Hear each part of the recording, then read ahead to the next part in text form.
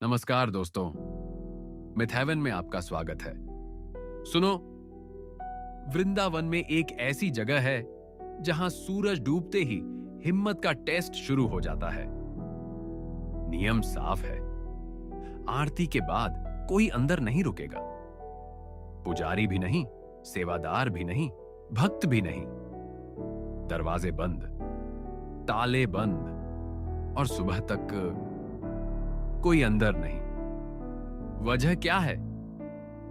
मान्यता यह है कि रात में यहां खुद कृष्ण आते हैं, राधा आती है और गोपियों के साथ रास लीला होती है। और जो लोग छुप कर रुकने की कोशिश करते हैं, लोक कथाओं में कहा जाता है, किसी की आंखें चली गईं, कोई बहरा हो गया, किसी का दिमाग ठीक नहीं रहा और कुछ तो मर भी गए। यह है निधिवन, वृंदावन का सबसे रहस्यमयी स्थान। अब सवाल यह नहीं कि लोग क्या मानते हैं, सवाल यह है क्या इस डर के पीछे कुछ ऐसा है जो हमें दिखता नहीं। निधिवन वृंदावन का एक पवित्र वन। यहां तुलसी के पेड़ फैले हैं, पर यह अजीब है, शाखाएं नीचे की तरफ झुकी, एक दूसरे में उलझी, जैसे किसी ने जानबूझकर उन्हें मरोड़ दिया हो। और लोग कहते हैं ये पेड़ असल में गोपियां हैं। दिन में तुलसी, रात में उनका अपना रूप। यही है निधिवन का मूल रहस्य। एंट्री बैन सिर्फ नियम नहीं है, वह विश्वास है। मंदिर की परंपरा के अनुसार आरती के बाद दरवाजे बंद हो जाते हैं।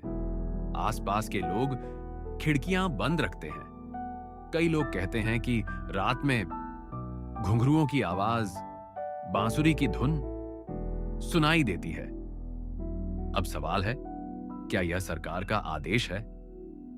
नहीं, एएसआई की कोई ऑफिशियल प्रिवेंशन बोर्ड नहीं है। यह परंपरा और विश्वास से चलता है, कानून से नहीं। और जब विश्वास और डर मिल जाए तो लोग सवाल पूछना भी संभल कर सोचते हैं। अब रंग महल, निधिवन का सबसे रहस्यमयी हिस्सा।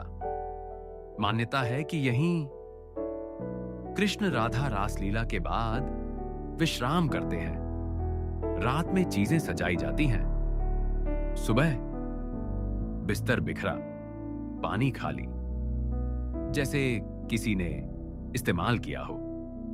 और यहां सवाल उठता है, अगर रात में कोई अंदर नहीं जाता तो ये सब कैसे बदलता है? रुको, यही वो पॉइंट है जहां लोग दो हिस्सों में बंट जाते हैं। एक हिस्सा कहता है बस प्रूफ मिल गया, दूसरा हिस्सा कहता है नहीं, ये सब एक्सप्लेन किया जा सकता है। तो विज्ञान क्या कहती है? सुनो, शोधकर्ताओं ने पाया है कि जब कोई विश्वास किसी समुदाय में बार बार दोहराया जाता है तो लोग घटनाओं को उसी विश्वास के लेंस से देखने लगते हैं। यानी अगर तुम मानते हो कि निधिवन में रात में देवता आते हैं तो तुम हर अजीब चीज को वहीं से देखते हो। लेकिन यह मतलब नहीं कि लोग झूठ बोल रहे हैं।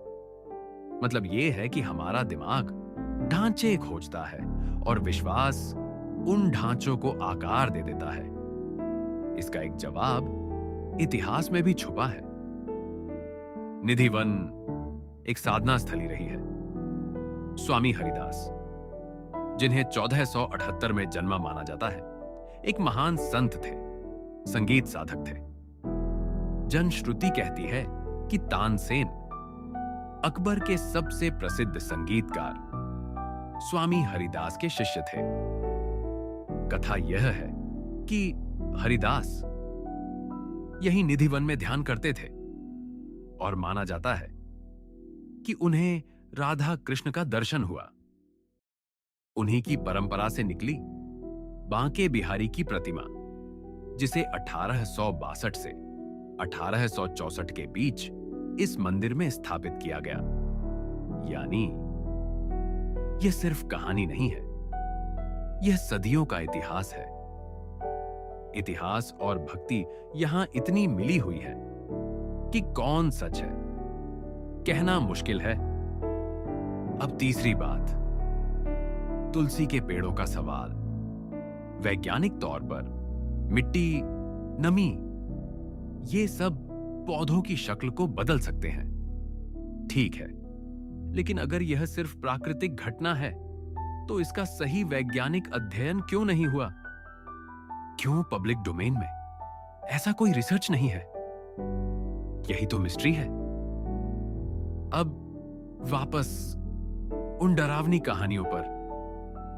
जो रात में रुका वह अंधा हो गया, किसी का दिमाग चला गया, कुछ लोग मर गए।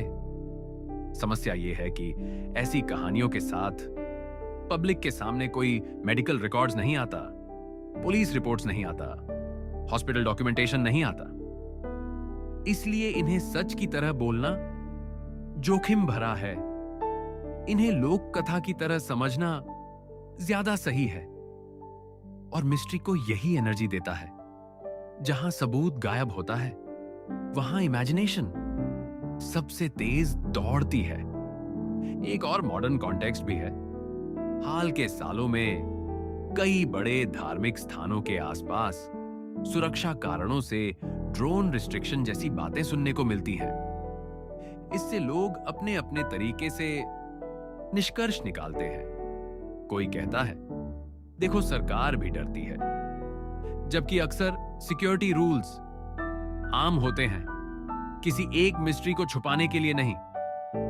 और इस कंफ्यूजन का फायदा मिस्ट्री को मिलता है, क्योंकि आधी अधूरी जानकारी सबसे ज्यादा वायरल होती है। तो निधिवन का सच क्या है? मेरे हिसाब से यहां 3 सच साथ साथ चलते हैं। पहला, भक्ति का सच, दिमाग का सच। दूसरा, इतिहास का सच। यह जगह स्वामी हरिदास जैसे साधकों से लंबे समय से जुड़ी है। तीसरा, सच ग्रंथों का है। भागवत पुराण के 10वें स्कंध के अध्याय 29 से 33 में रासलीला का वर्णन है, जिसे रास पंचाध्यायी कहा जाता है। भक्तों के लिए यह भक्ति का शिखर है।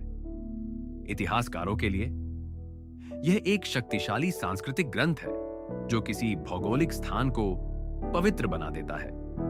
और यही कारण है कि निधिवन सिर्फ जगह नहीं रहता, वह एक भावना बन जाता है। अब मैं तुमसे एक सीधा सवाल पूछता हूं। अगर मैं तुम्हें 10 लाख रुपए दूं, तो क्या तुम रात में निधिवन के अंदर रुक सकते हो? सिर्फ 3 घंटे, रात 10 बजे से रात 1 बजे तक। कमेंट में लिखो हां मैं रुकूंगा, या नहीं डर लगता है। और अगर तुम हां लिख रहे हो तो एक लाइन में बताओ, तुम्हें भरोसा किस पर है? अपनी हिम्मत पर या इस भक्ति पर कि वहां कुछ नहीं होता? और अगली कड़ी का टीजर, द्वारका, कृष्ण की डूबी हुई नगरी। ASI की समुद्री खोज में द्वारका के तट के पास प्राचीन अवशेष मिले हैं। पानी के नीचे पुरानी इमारतें, पत्थर के लंगर, मिट्टी के बर्तन, ये सब निशान हैं हजारों साल पुराने। सवाल वही है, क्या यह सच में डूबी हुई नगरी थी, या हम पौराणिक कथा और पुरातत्व को जोड़कर एक नई कहानी बना रहे हैं? इसका जवाब अगले एपिसोड में, और वहां मिस्ट्री और भी गहरी होने वाली है। तो दोस्तों, ये था मिथेवन का आज का एपिसोड। अगर तुम्हें ये पसंद आया तो लाइक करो, शेयर करो और चैनल को सब्सक्राइब करना मत भूलना। बेल आइकॉन दबा दो ताकि अगला मिस्ट्री मिस ना हो। मिलते हैं अगली कहानी में।